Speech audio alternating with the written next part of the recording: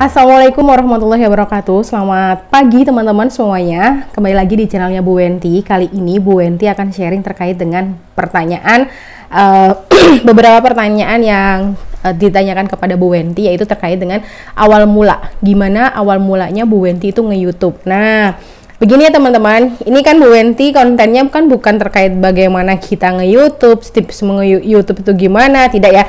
Tapi di sini Bu Wenti akan sharing dari sisi akademisi gitu ya, dan juga dosen pemasaran. Jadi bagaimana cara kita tuh nge-YouTube dan plus cepet juga dapat monetisasinya gitu ya, atau gajian di YouTube lah, AdSense gitu.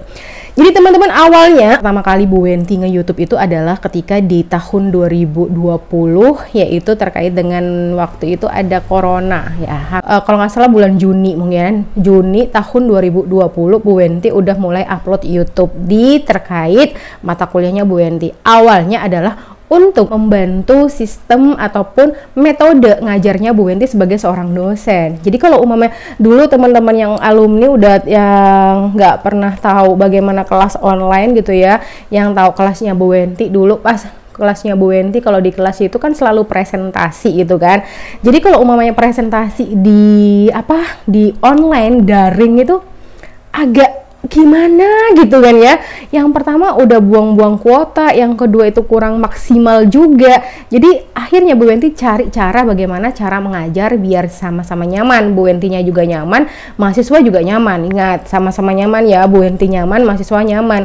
Karena apa? Nyaman dari sisi mahasiswa apa? Karena kalau umpamanya lihat di YouTube, materi udah Bu Wenti share seminggu sebelumnya atau 3 hari sebelumnya, dan bisa ditonton di mana saja ya, bisa ditonton di warung kopi atau wifi-an di mana aja deh teman-teman. Nah, setelah masuk di kelas tinggal kita diskusi atau kita kasih case-case seperti itu. Jadi tidak memakan waktu banyak terkait dengan Zoom yang ada di kelas atau sepada gitu ya, yang biasanya membutuhkan kuota atau data lebih banyak. Itu kan kasihan juga sama mahasiswa. Itu awalnya akhirnya Bu Wenti membuat YouTube. Buat teman-teman pengajar lainnya, pendidik lainnya, dan juga dosen-dosen lainnya, kalau mau buat YouTube ini recommended banget sih. Jadi benar-benar dijelasin mata kuliahnya di sini kayak gitu. Jadi enak, mahasiswanya udah tinggal menganalisisnya. Nah, sekarang Bu Wenti ada pertanyaan begini, Bu Wenti kok cepet ya dapat subscribernya? Ada yang bilang karena Bu Wenti ini punya mahasiswa banyak, jadi seorang dosen, jadi gampang cari subscribernya. Aduh, itu tidak semudah itu ya. Jadi teman-teman, tips dari Bu Wenti untuk pemula, bagaimana cara kita itu untuk nge-YouTube ini dari sisi seorang dosen gitu ya. Jadi teman-teman, yang pertama harus dilakukan adalah yaitu tentukan topiknya teman-teman. Itu aja yang pertama. Kalau Bu Wenti bilang terkait dengan YouTuber pemula, pastikan banget teman-teman tentukan topik yang akan dibahas. Kita bukan selebriti, kita juga bukan tokoh gitu kan ya, yang sangat terkenal atau famous di Indonesia. Jadi kalau umamanya kita membuat suatu konten, tentukan topik yang jelas. Kayak Bu Wenti adalah edukasi gitu ya. Jadi akan membahas terkait dengan pendidikan dan juga kapasitas Bu Wenti yaitu sebagai public speaker, yaitu di public speaking. Akan sharing terkait dua hal tersebut dan ditambahi dengan hal yang lainnya, itu mungkin menu pendukung lainnya.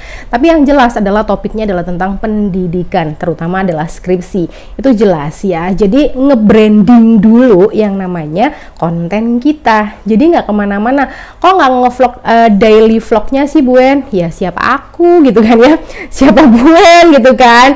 Belum saatnya. Kita harus membentuk branding dulu teman-teman. Personal branding juga, konten brandingnya juga harus dibentuk dulu. Jadi orang-orang bisa tahu dan nge-search-nya itu gampang, cari kitanya itu juga gampang. Oh, cari yang tukang buat skripsi, tukang ya. Cari yang sering bahas skripsi siapa ya? Oh, cari yang sering bahas mancing siapa ya? Cari yang sering bahas make up siapa ya? Cari yang sering bahas terkait dengan cara merawat sapi siapa ya. Nah, itu loh teman-teman. Jadi tentukan dulu lah topik kita tuh mau kemana, kita mau bahas apa sih ya, agar jelas brandingnya kita. Kalau ada menu tambahan itu nggak apa-apa teman-teman. Kayak Bu Wenti ada public speaking, ada pengembangan karir ya, travel dan juga kuliner itu cuman pemanis aja. Jangan sampai pemanisnya ini lebih banyak ya daripada menu utamanya ya. Jadi ingat, topiknya adalah pendidikan dan menu utamanya adalah skripsi. Jangan sampai menu pendukung ini ya, kayak kuliner, traveling itu lebih banyak daripada konten pendidikannya. Itu akan merusak branding kita di konten kita. Jadi jangan amburadul teman-teman, menunya sesuai dengan topik aja. Dan menu utama harus lebih menonjol daripada menu pendukung. Ingat itu ya teman-teman. Ini menurut Bu Wenti yang bukan YouTuber yang kelas-kelas udah wow gitu ya. Jadi menurut dosen si akademisi juga gitu. Jadi itu teman-teman ya yang perlu diperhatikan. Perhatikan topiknya harus jelas. Dan yang kedua adalah konsisten. Nah, ini teman-teman, video kalau umpamanya teman-teman itu buat video cuman sekali, sebulan sekali ya, sebulan 2 kali ya, susah juga teman-teman untuk mendapatkan yang namanya syarat-syarat nanti kita dapat gajian. Oke? Jadi konsisten, kalau bisa seminggu 2 kali, 3 kali ya. Jadi kalau umpamanya kontennya teman-teman terkait dengan cara bagaimana membersihkan rumah ya, cara membersihkan apa gitu, jelas gitu ya. Jadi setiap minggu itu harus minimal ada 2, kalau Bu Wenti minimal 2 video sudah terupload gitu teman-teman, harus konsisten.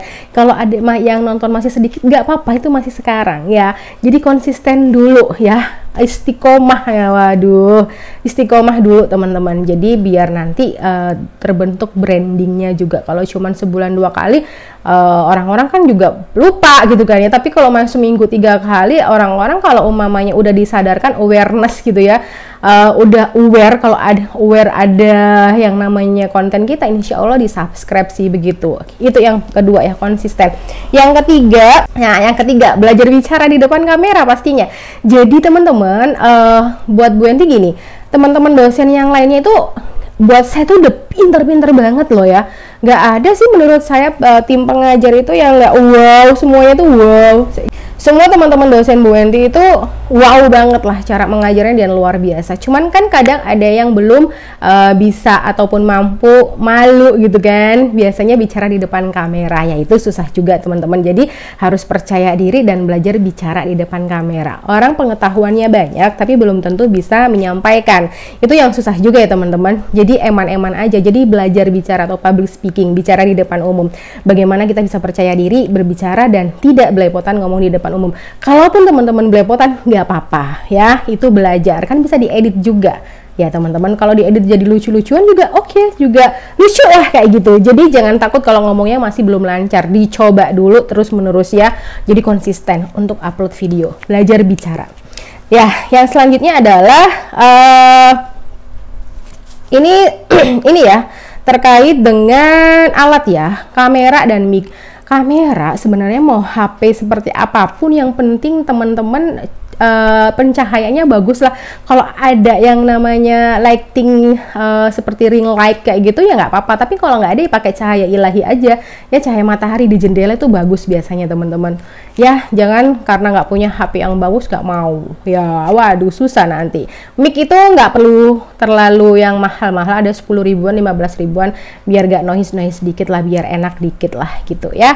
Jadi nggak wajib juga, semampunya dulu, yang penting konsisten. Oke, yang selanjutnya adalah thumbnail teman-teman. Ini yang Bu Wenti lakukan selama ini ya. Jadi buat thumbnail itu harus sekreatif mungkin, sekonsisten mungkin, jangan acak-acakan gitu kan ya. Jadi kalau umumnya temanya, kalau umumnya udah buat thumbnail yang kece setiap waktu ya, dan itu ya konsisten lah, buat bagusnya itu konsisten, buat thumbnail yang bagus, insya Allah juga orang-orang mau mengklik dan insya Allah juga mau mensubscribe teman-teman.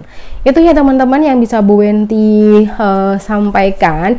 Jadi kalau yang Bu Wenti sampaikan ini ada beberapa hal, tapi yang paling penting adalah tadi ya, yang 3 hal itu, tentukan topiknya. Yang kedua adalah konsisten untuk upload video, jangan males-males, meskipun yang nonton masih sedikit atau viewsnya masih sedikit, jangan males-males untuk upload video. Oke. Dan yang ketiga, belajar bicara di depan kamera atau di depan umum ya, bicara dengan teman, dilatih ya bicaranya itu, kayak speech-nya kita tuh seperti apa. Yang sebenarnya yang paling efektif ya memang di depan kamera sih buat Bu Enti, biar ngecek gimana gestur, gimana mimik wajah kita bisa kelihatan. Itu sih teman-teman yang bisa Bu Enti sampaikan. Jadi kalau mamanya mau tahu terkait dengan tips-tips nge-YouTube, sebenarnya banyak banget konten kreator yang udah memberikan tips-tips untuk bisa jadi YouTuber seperti apa. Itu udah banyak, itu bukan ranahnya Bu Enti gitu ya. Cuma di sini Bu Enti sharing aja selaku seorang akademisi gitu. Di bidang marketing insya Allah bisa membantu ya. Selamat mencoba, jangan takut berkarya, jangan malu, jangan ragu ya, jangan malu, jangan ragu, dicoba dulu. All everything itu kita nggak akan pernah tahu ke depannya seperti apa kehidupan perekonomian yang ada di dunia ini. Kita harus jeli untuk bisa memasuki celah-celahnya, celah-celah yang ada teman-teman. Ayo kita kerja keras. Terima kasih banyak. Wassalamualaikum warahmatullahi wabarakatuh.